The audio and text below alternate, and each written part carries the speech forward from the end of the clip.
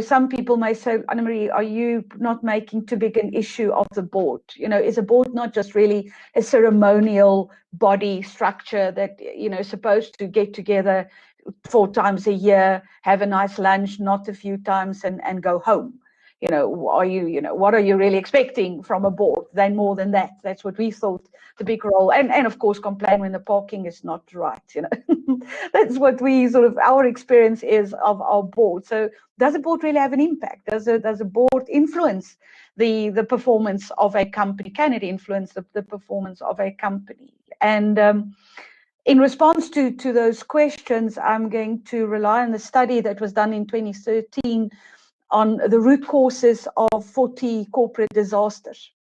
And basically, the bottom line that the study came to was to say all of those root causes that they had identified in the study emanated from the boardroom. Now, that already tells you a lot. It tells you, yes, number one, a board does have an impact. And it can be either a good impact or it can be a bad impact.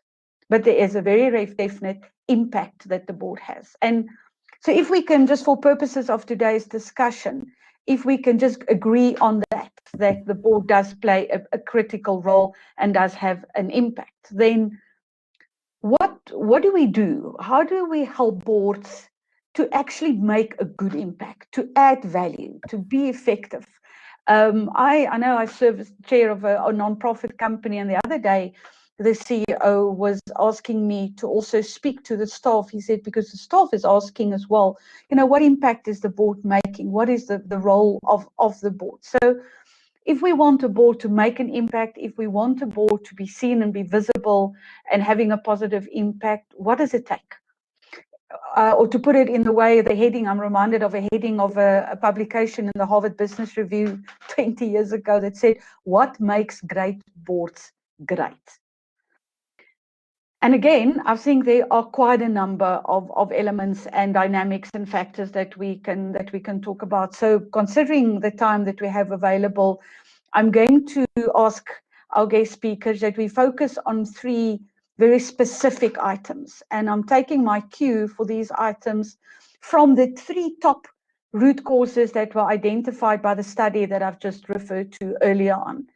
And those 3 root causes were, 1, the non-executive director's skills and influence. In other words, to put it more bluntly, who's in the room. The second one was the blindness of the board to risk, understanding the business and understanding the risk to the business and to themselves. And the third one that we're going to touch on this afternoon is the defective information, the flow of information to and from the board, and that information being defective. So those are going to be our 3 there. Obviously, there are others. I mean, just the leadership on ethos and culture in the organization, the risk that's introduced by the complexities, Stein of a good example, the complexities of the structures that makes it so difficult for a board to be in so-called effective control of the business, how we incentivize management, our remuneration structures, a dominant or a charismatic personality in the boardroom, all of those obviously also impacts on the function of the board. And each of them are topics, I think, in their own right that we can have a conversation on. But for purposes of today, let's focus on who's in the board, what's the risk, how do they deal and manage the risk and the flow of information. So Teresita, welcome. You can unmute yourself because I'm going to say so. Number 1, again, thank you for your time. As I've said before, welcome. It's great having you on board. You're a seasoned, experience. I know you spent quite a few years as the LID on the board of Westcol as well, and I know you had your work out there for you as well. So you have practical experience. So share with us a little bit your views on board composition and in particular the non-executive director in the boardroom. So good afternoon, everybody, and thank you, Anna-Marie. Hi, Geoff. Good to be here with you. I thought I'll draw a parallel between government and boards and talk about the preparedness or unpreparedness of government in terms of the current pandemic and how hugely this has had an impact, a detrimental impact on health and the finances of the population and globally. And similarly, from a board composition point of view, the board is at the center of risk management, as you correctly put it. And in our time, so many company disasters have been put to the dysfunctional nature of a board, while at the same time there's thousands of successes that can be also attributed to the great work of the board. And so having that balance is important, and the set of skills that is in the board is without a doubt the secret ingredient. And the level of independence that is required indeed is an answer to that ability to make the board functional and in total control, or absolute, not in terms of the control of the organization and its path, to see the strategy and to have the right ingredients in terms of skills for the directors to guide the organization in that direction. So from a non-executive director, the importance of time available, because of the distance that there should be between the actual operations and the non-executive director, the time that is allocated by the person and the responsibility that comes with such an appointment needs to be taken into consideration right from the start. The science of recruitment for the diversity in the board is very definitely a primary action by the organization to enable a board to be effective. And as times change, to be flexible and agile enough to adapt the organization and its strategy through the right skill set within the board is critical to sustainability and to continuity, as has been illustrated in recent times by this incredible pandemic and its outcomes that we are suffering. So for me, the non-executive director is a key ingredient in the board composition, and one that has the time, the skills, and the independence to complement the decisions that are made by the board. Thank you for that, Teresita. I appreciate that intro. Geoff, welcome. Thank you as well. You've got many board meetings around you right as we speak, and you just came out of one. So thank you for taking the time. Your views around board composition and the impact of that on a well-functioning board? Thank you, Anna Marie, and thank you for my inclusion. Thanks to Teresita for her introduction. I fully agree with what's been said. And really, when one looks at a board, it really is back to basics. How's the board been inducted? Who are the people you're inducting? What are the different skills? And the skill sets will vary from company to company, depending on how you want to run. Leadership is also terribly, terribly important. Your chairperson, your relationship with the executive committee, and as Teresita has mentioned, not crossing that line between operational and strategic is terribly important.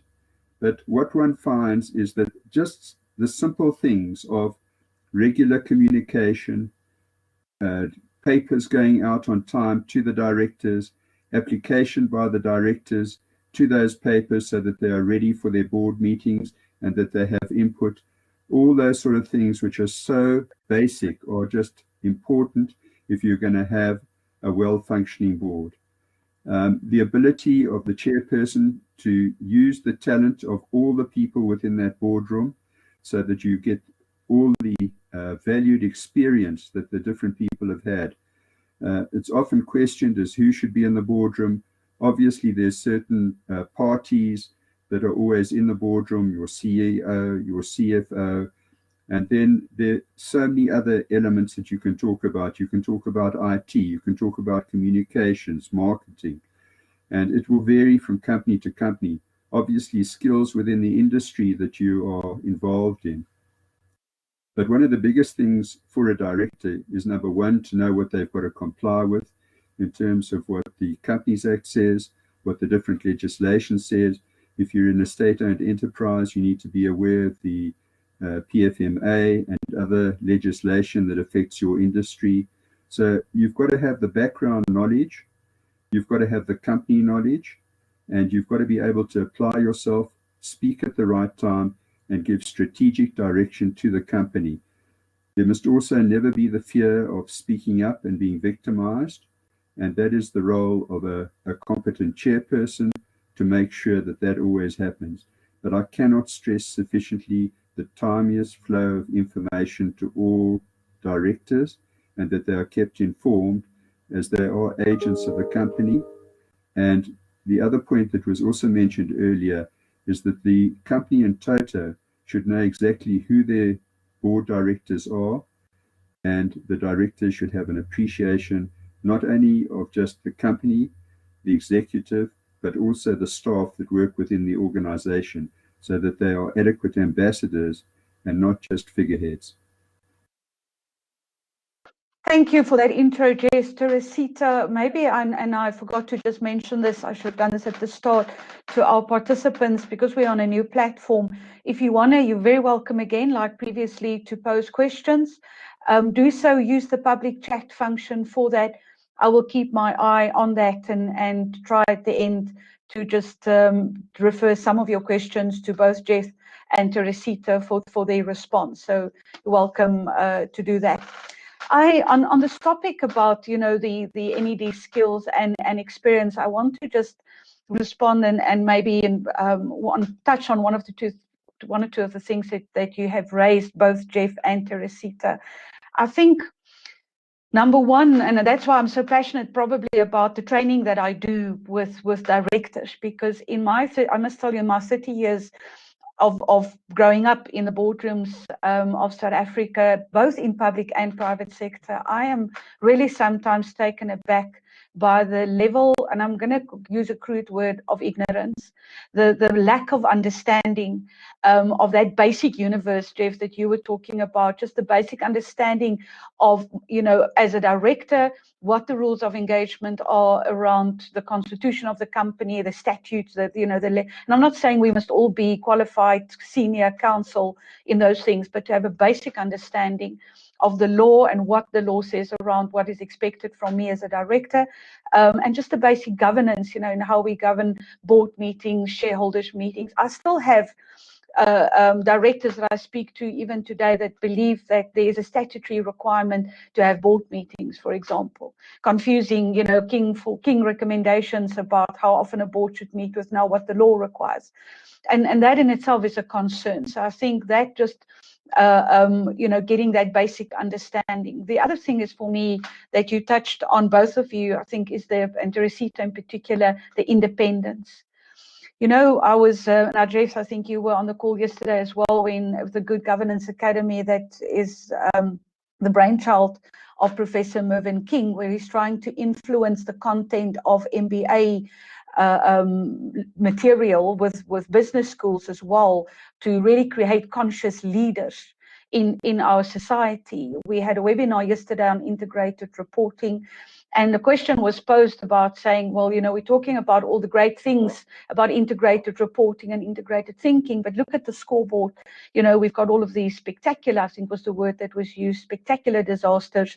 And, you know, what does it help to have more frameworks and recommendations? And the comment was made, you know, you are quite right. It is about the people in the room. We can write King reports till we're blue in the face. If we don't have the right people, ethical, effective leaders in our boardrooms. And Geoff, you touched, you know, very specifically on the role of the chair. And then last thing before I pose some questions to you that I want to raise on this as well is the skill set. So another point that was made yesterday that stood out for me was one of the speakers saying, guys, we have to accept it's not going to be business as usual anymore. We, you know, the word I think that Teresita used was agile, the agility. We are going to have to really relook the way we run our businesses. And for that reason, we need fresh thinking in our boardrooms. Now, we're not going to get fresh thinking in our boardrooms tomorrow, but we've got to start somewhere to get that.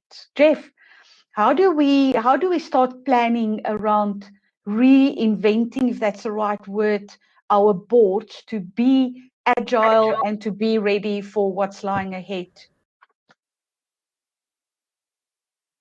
I think that one of the most important things, we're all being exposed at the moment to the COVID pandemic, which has had devastating effects, not only on South Africa and South African companies, big and small, but we're also being exposed to the weather patterns and the population of the earth. And the awareness of all these developing criteria and the risk factors that relate to our businesses are so important. And I think you as a director, not only have you got to be involved in the company and what the company does, but you've got to be aware of the environment, both within your country and around the world, of how that's going to affect you. You've got to be mindful when we talk about the integrated reporting and integrated thinking of the different elements of society. Should we call it the humans, the environment itself, and the profit factor? And you've got to take all those into account as you think and build a business. What was very heavily commented on in the webinar yesterday was the fact that if you've got employees and they can't get to work, problem. If you haven't got access to water and you need water, problem. And all those sort of things need to be considered in the risk factors of your business. So the risk profile of the company is terribly, terribly important. Another thing, just to go back on what was mentioned a little bit earlier, is the role of the board secretary. The board secretary has a tremendous responsibility insofar as the induction is concerned of directors and keeping them up to date with all the latest developments. And the latest developments are not just what happens on the corporate front or on the King front. It's also about world events that affect the company. So I cannot stress how important the role of a board secretary is, that we remain within the tracks that we should be in, but also that our minds are expanded to think of the risks that we need to consider. Thanks, Geoff. Teresita, your views, and I want to ask you to also specifically talk a little bit around diversity. I know you will, as well, the JSE last year came out with, having revisited the listing requirements, saying in the past we spoke about board diversity on race and gender, but guys, we want you to report on a broader spectrum of diversity. How does diversity impact the functioning of a board, and specifically composition then as well? Very definitely, in terms of diversity, the field is well broadened. And in terms of skills, gender, and also in terms of the international scene, as Geoff was talking about, how we are at the moment dealing with the, let's call it the license to operate. As an example, it demands that there is absolute focus on not only the skill set, which now has to also include, I would say, entrepreneurship is a very important addition to the skill set that is required. In terms of women advancement, we see a significant drive and research that has proven exactly how the presence of women in leadership echelons has enabled better results and a lot more humanity and new solutions. So the diversity that is pledged is increasing in let's say in the way in which it translates to the very point that Geoff made earlier, in terms of how we deal with the world changing, the planet and the climate change. All of that together calls for a rethink and a evolution of how the board is composed and how the board is trained. That point you made, Anna Marie, in terms of yesterday's workshop, is critical that earlier in the formation of professionals and future directors, there is a good dose of directive, of development of what we used to call soft skills, for example. And as you mentioned recently, is now essential capabilities in a person. The leadership, the quality of the leadership, and the chairmanship in itself, from a diversity point of view, dictates the progress, or at least the success of the board, to compose itself in a way that is ready and able to deal with the problems ahead. Thanks. I think what we all are trying, all three of us are saying also, is that, guys, having an effective board it's not an informal process. You need to, it's an application of mind also to the composition of who's in the room.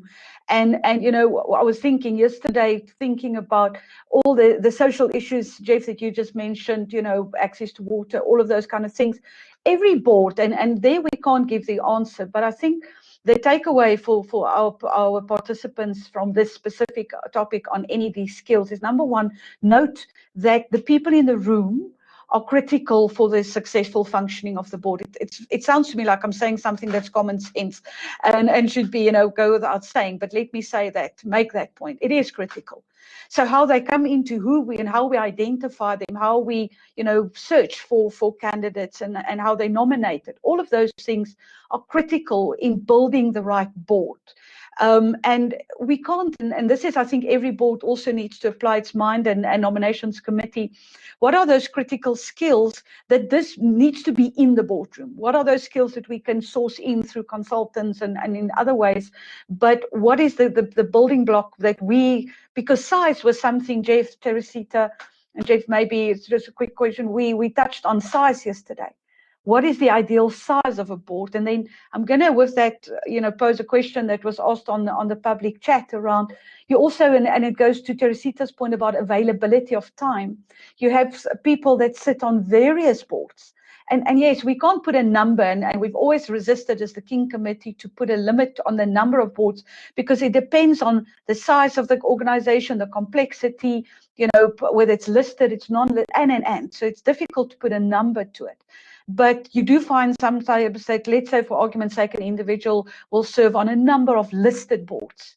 And if you think to Teresita's point about availability of time, you know, can we really make a valuable contribution as an individual? Geoff? Yes, thank you for that.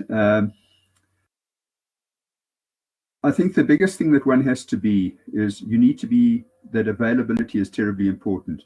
If you cannot give sufficient time to be at meetings on a regular basis. And another thing as we go along, I also want to mention is confidentiality within meetings, which to me is absolutely critical. And also the thought of yourself and your conflict of interest, to disclose that at all times.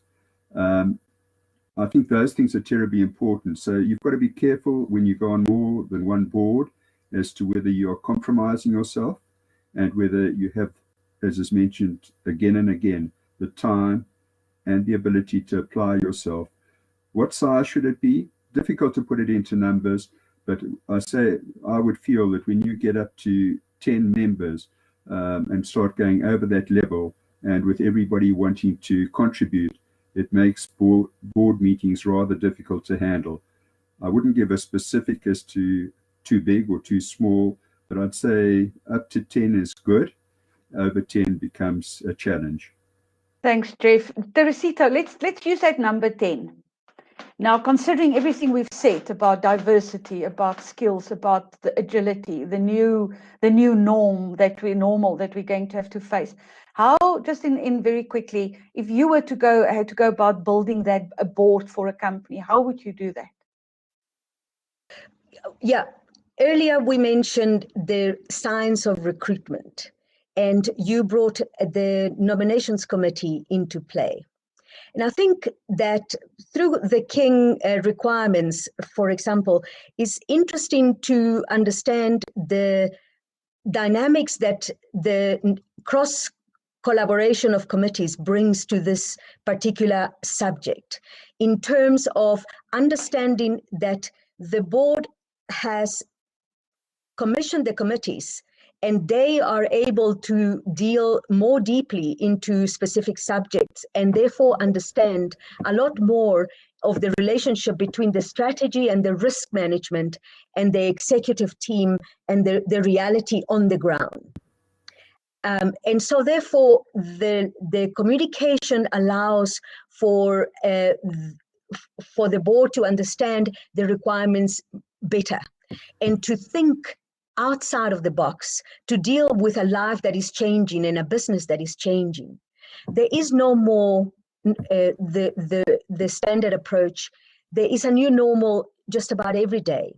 And Geoff also mentioned yesterday that it is very difficult to change composition rapidly, but it is very important that continuous surveillance, if you wish, or self-assessment is not a once-a-year type of process, but rather a continuous process in consultation with the different committees that allows the nominations committee to work more effectively, that also allows the prevention of gaps and exposures and additional risks that arise from, let's say, insufficient or even dated skills. And then also it's important to understand that there is a pipeline that needs to exist. Recruitment and human capital applies to the board as well. And the same principles should be utilized to be able to manage the future and to enable the present.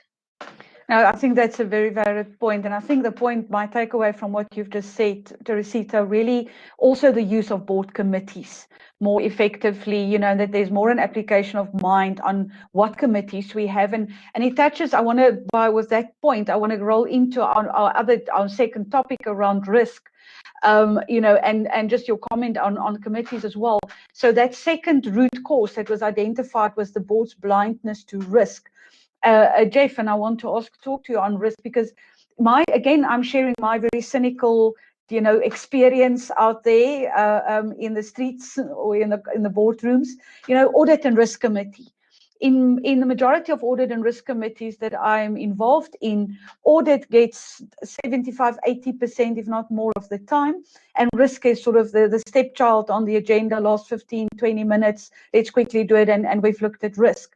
So I don't think we're doing ourselves favor as a board when it comes to risk, and we are setting ourselves up for failure by doing that. What's your views on how the board's blindness to risk? Well, I suppose the first thing I should say about risk is an everyday challenge and should be embraced by the organization and the people responsible in the organization for the different risks.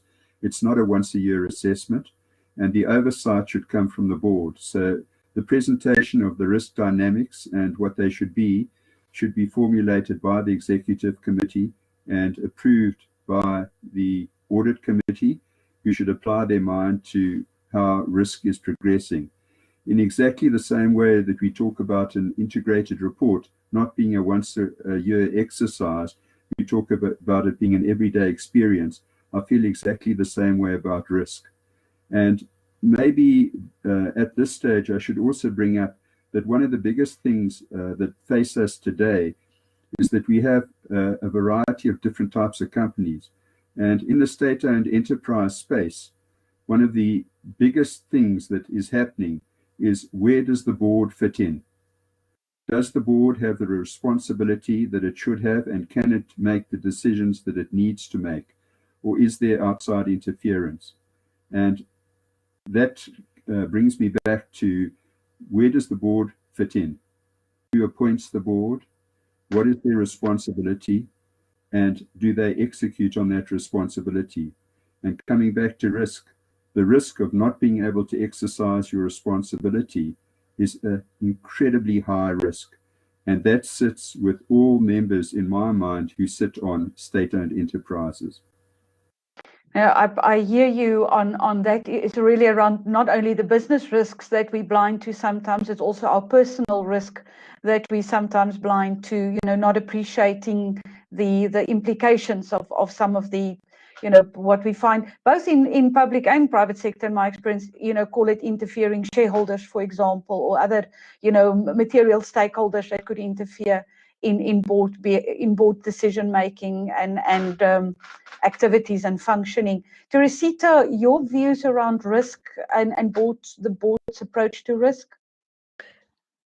So we've discussed during this time a couple of times about integration, and the word integration is particularly important.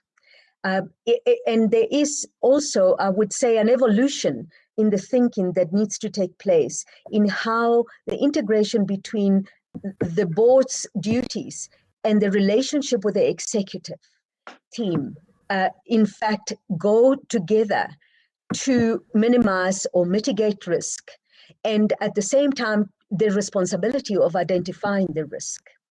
The responsibility also of enabling the organization to manage risk as a daily bread item.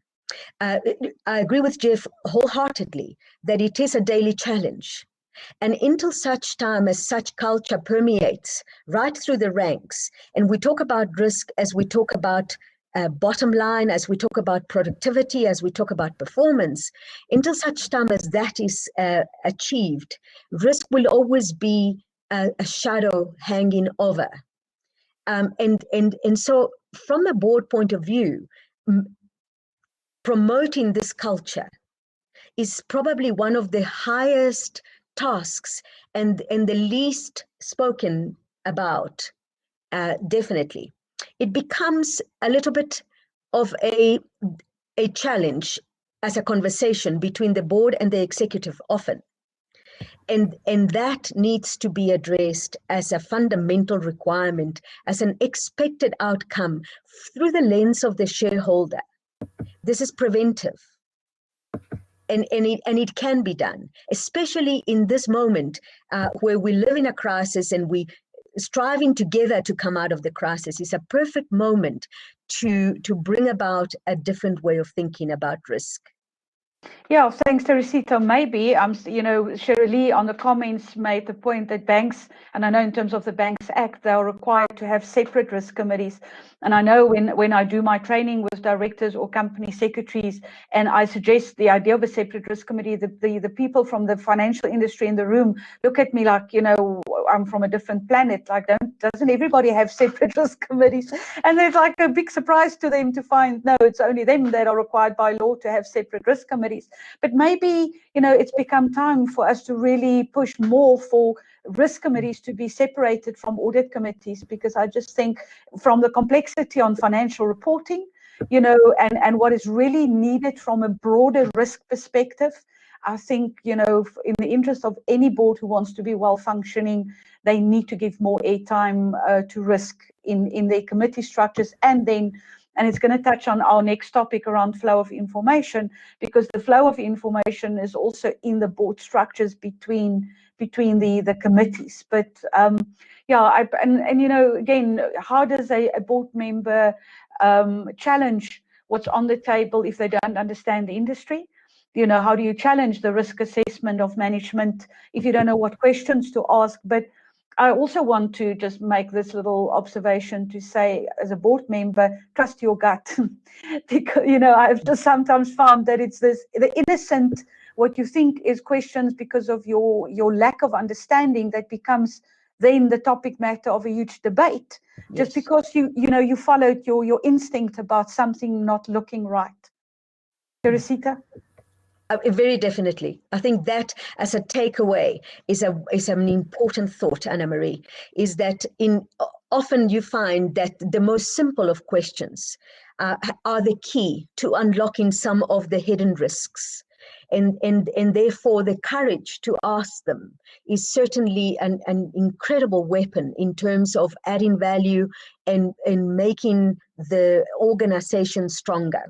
But timely, from a non-executive point of view, timely, accurate information is important to everybody on the board, but to the non-executive in particular, to be able to actually apply your mind in good time to be able to ask the right questions, and then coming back to skills as the foundation, to be able to gauge the response and to be able to assess the response for its validity, are situations that are enabled by the quality and the timing of the information that is distributed. And that should be, in fact, it is so critical to the functioning of the board that it should be, in fact, a KPI. It should be a performance measure of the executive team as to how and when does the information flow. Of course, today we have technology, and therefore access it seems easier, or certainly more accessible information that can be, let's say, probed. It is much better today. Nevertheless, it is important to be able to ask the questions and to assess the response on a continuous basis. The technology is an important tool, but the timely distribution and the continuous access for transparency, for trust, for the ability to, in fact, make a real contribution towards risk mitigation is critical. From a shareholder point of view, I think that should be a requirement of companies, like Geoff said, big and small. The affordability of digital assistance is increasingly accessible to all companies, and that should be a requirement for a shareholder. So, Geoff, I want to go into the topic on flow of information because there's some practical issues that I want to touch on there. But before we step off, just quickly to deal with one or two of the comments and questions that came through. Geoff, so I'm going to put you on the spot and relate to Trevor's question about what do you think is, and again, it's one of those that I know as the King Committee, we've ducked and dived on, so I'm going to really put you on the spot. But is there something like this is an optimum time for a person to serve on a board? Is there like, okay, 10 years and you should be out, or for 20 years you've overstayed your welcome, or 2 years and it's time for new blood? What's your personal views on that? And just knowing that, I mean, there's not a hard and fast answer on that one. Trevor, as a person who served on some boards for longer than I should have, I would say as long as the passion and the application is there, it's very hard to give an answer. You know, many of us get tired when we go through the same situation again and again. I think if you have the ability as an individual to apply yourself and give the company value, I don't think that a time period is the answer as to when you should be stepping up or stepping down. So that would be my answer on that. Yeah, that's a difficult one, Geoff. So you wanted to make another comment? Yeah, I think that the very important thing, and this is going back a moment to what Teresita had to say about information flow. What I wanted to say on that is that usually as a board of directors, you have the ability to get outside information or outside experience or call experts in. And I think all too often this is not availed of. We've got to realize as individuals where our expertise lies and what we don't know. And again, it comes back to the board secretary to say there are certain training elements that should be shared with this board, and so that they can expand their knowledge. And the board, as I say, has a right in most boards to be able to ask for outside experience in whatever sphere it is. And I think all too often, agendas are far too long. The way that packs are presented are voluminous. Therefore, you can't apply your mind in the way you should. And as a result, you waste time on matters which should be handled quickly and expediently. And therefore, you don't leave sufficient time for all the matters that should be addressed.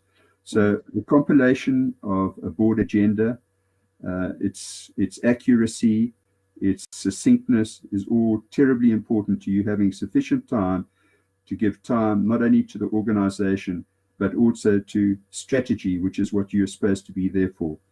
And I think too often, in my experience, board meetings run too long. And as a result, things are not handled the way they should be, and many items are not handled timeously. Thanks. I want to move into flow of information, but just on the issue around period as well. I want to say, Mervyn King coined the concept, I think, or the term of intellectual honesty. And this is the problem. And again, going to the point about, it's the people and it's about the leadership and the individuals in the boardrooms, to set a specific time period. You could have unintended consequences that could be more harmful, do more harm than good. It is for a board, to Teresita's point, there's got to be thinking, planning. It's the same succession planning, refreshing the board. You need the balance of institutional knowledge and new thinking coming in. All of those factors, the honest view of board members about an individual's contribution. And Teresita, I want to be, and then I'm going to talk about the flow of information a little bit more in 5 minutes. But on that point, there was a question that came in from Mike about, what you do and what's the process if you feel that a non-executive director's independence has been compromised. In your role as the lead independent director at, for example, Westcol and other places, how do you deal with that sort of situation? I think on a number of levels, the concern is definitely something that needs to be addressed and needs to be investigated. And there, of course, there is levels of consultation, not only with the individual, but also in terms of where the discomfort has arisen from. Where is the source of the discomfort coming from? And there are a number of people, including the company secretary, that here is critically important, that is able to not only use methodology, but in fact offer from a base of knowledge and understanding, and including the law and including the protocols that apply, the ethics code. King is critical to that. There are so many ways in which one should apply a level of measure and performance review, but it cannot be ignored. Even if it is corridor talk, it is something that needs to be addressed and needs to be taken seriously from the word go. No, I hear you. And I think this comes to point of, Geoff, the role of the chair again. Very critical. And when the chair is, which I have had in my life as well, where the chair is the compromised person, then the need for an LID. And in previous, just as a matter of interest, in previous King reports, we used to say, if the chair is not independent, you should have an LID. But with King 4, we made the point that even if the chair is independent, there could be situations of potential conflict between the chair and the board. And so, as a matter of course, have an LID in your board, to deal with those sort of sensitive issues. And I have particular experience of where that has really worked well to diffuse, potential situation for the chair and and the board as a whole. So very, very critical. I want us to, in the last few minutes before I'm going to ask Frick to wrap up for us. And Shirley, I'm noting your comments here on from a risk point of view and the focus on your risk, your chief risk officer and your risk staff. And I can't agree with you more. But I want to just ask the question to Geoff, to you, and then Teresita. Is 4 quarterly board meetings a year sufficient? Is it time that we relook? Geoff, you made the point about board meetings being too long, and so what is the answer? Do we have more board meetings, shorter board meetings? How do we facilitate? And maybe can I just make this point too? I remember Rick Cottrell, who's long since passed away, but lovely man and a very experienced board member as well. And he was sitting on a few boards, and I asked him one day, how does he make a decision which board invitations he accepts and which ones he declined? And he said, Anne-Marie, it's very simple. I ask myself only one question: can I trust the management? And so to Teresita, to your point, that relationship between board and management, and can we trust the information coming from management? Geoff, just board meetings, how do we use board meetings effectively for flow of information? I think if the documents are correctly prepared and you've got summaries from management on detailed documents which can be read if the board member chooses to do so, that immediately shortens the amount of time somebody's got to spend, and they can apply their mind. They can make the decision as to whether they want to go into the long detail of a voluminous report or whether the executive summary is sufficient. And that comes down very, very clearly to the trust of one another. Another point that we haven't really raised today, which is terribly important, is reputation. The reputation of the company, the reputation of the directors is paramount. And, you know, we have a look, as you will say, at many of the failed organizations, and we'll see that there are some names who we would never in our wildest dreams have thought would be associated with those downfalls. But sitting on those boards with best intent, those people somehow became involved with the downfall of those companies. And I'm extremely mindful as an individual of the fact that wherever you sit, you're associated with, and therefore you've got to make sure at all times that your reputation, that you have regard to your reputation. I can't give you an answer of how you should act or what you should or shouldn't be doing, but one's got to be ever mindful of that, because if the right things don't happen, you've got a problem. And this overrunning of board meetings is a critical element which needs to be addressed. I do not think we need to have more board meetings. I think that where there's the necessity for more board meetings because the company dictates on certain matters that have got to be dealt with urgently, you have an extra board meeting. But to just elongate your board meetings because things are not efficiently handled is not the answer for me.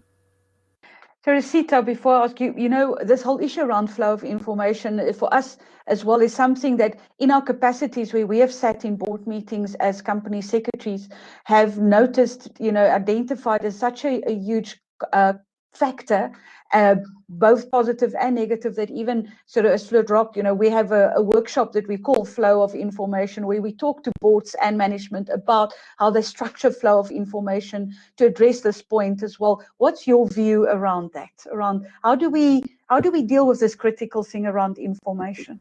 I think communications is a science and is definitely a focus area for everyone in leadership roles.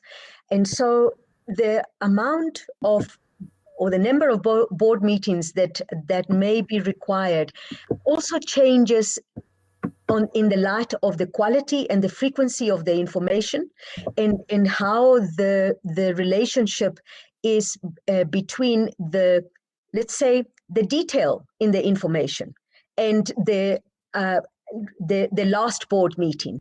There is often some lack of continuity or cohesion in the way the communication is coming out. And so sometimes that is the cause of more board meetings. But certainly in terms of the business model, in terms of the life cycle of the company, you have different requirements and more meetings as a result of the activity, the level of activity. If the company is in an acquisitional trail, it is inevitable that you're going to be required a lot more. So I'm not sure that there is a specific formula that works universal, but I do know that the quality of the communication goes a long way to keep the thing in check and to be able to also know that everybody is in fact in control of their own portfolios. Is part of the quality of the information that is distributed, and the timeliness of it being distributed is also a reflection of certain symptoms that are warning signs. I think, and thanks for that. And before I hand over to Frick to just touch on a few of the key takeaways from today and to thank the two of you as well, from my point of view, I think what we've said to one another today as well is just, you know, I think it's really, I can link it back to King 4, is to say, guys, number one, understand what the role of a board is. So swim in your lane, as my good colleague Renelle will always say, swim in your lane. If you understand what your role is as being that contributed to strategy most of all, then who must be in that board? You know, what's the ideal makeup of my board? When I have that sorted out, how do I, to your point, Teresita, have the right committee structure? And how do I have the right delegation to management? And how do I manage? And let's think out of the box. Information, flow of information does not only have to happen for purposes of meetings. There could be in between meetings, flow of information to keep, it's building, to Jeff's point, it's building trust, building that trust. So guys, I think what we're trying to say today, take away, and Frick, I'm going to ask you to summarize that, but that having a well-functioning board is not an informal process. You need to apply your mind to different aspects, some of which that we've touched on today. From my side, Teresita, Geoff, I've really enjoyed our engagement. Frick, I'm going to ask you to summarize and close up for us. Thank you. Thank you, Anna-Marie. Teresita, Geoff, thank you so much. You gave me an immensely difficult task here. You have thrown so many gems into this conversation that I found it very hard to bring them all together. So, but I will try my best and not to repeat what you've said. I think in the beginning, when Anna-Marie asked in terms of impact in introduction, Teresita, you said in terms of the NED, the time, the independence, and the skills in making decisions is extremely important. And what I heard from Geoff on that same question, kind of three things: getting back to basics, and then the social factors that impact and how we respond on them as a board. And I want to link that, Anna-Marie, to your conversation where you almost said that this sounds like a question that you shouldn't ask, and that is the job of the board rests on the shoulders of the people in there. What are they there to do? They are there to do what the board is required to be done. So in that sense, how they respond to that and with the mindsets and the worldviews that they bring to the table, it's extremely important. And also, you also referred to the chair and the responsibility of the chair, which I think is very important because it's in the chair's space to maximize the directional contributions of those sitting around the table.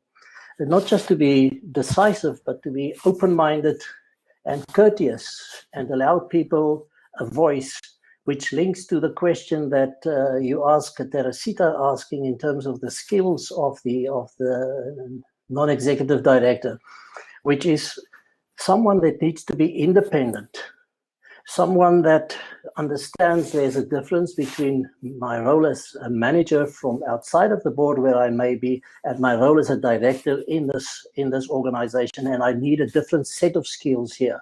I'm not here to manage, but I'm here to give oversight, to challenge constructively what is happening, and for that I need a space where I can voice, where I have psychological safety to speak my mind, and where the chair allows me and actually facilitates that kind of conversation. Then you spoke about the risks, and what I gathered from that is a risk is an enterprise-wide challenge, and the oversight is immense, and it's not just on the board side, but it's in that relationship between board and the executives, and one has to know the boundaries in that. But it's also important, if I understood you correctly, that each party understands not just the boundary, but that there is a lot of trust between both parties in managing that risk, which cannot just sit with one or the other. It is enterprise-wide, and it should be carried in that responsibility enterprise-wide. From the flow of information, what I gathered from that is the quality of information that you emphasized, Teresita, because that, you say, mitigates a lot of what's happening. And the time in terms of how many times we have to come together as a board, there is a kind of a regular rhythm of the company.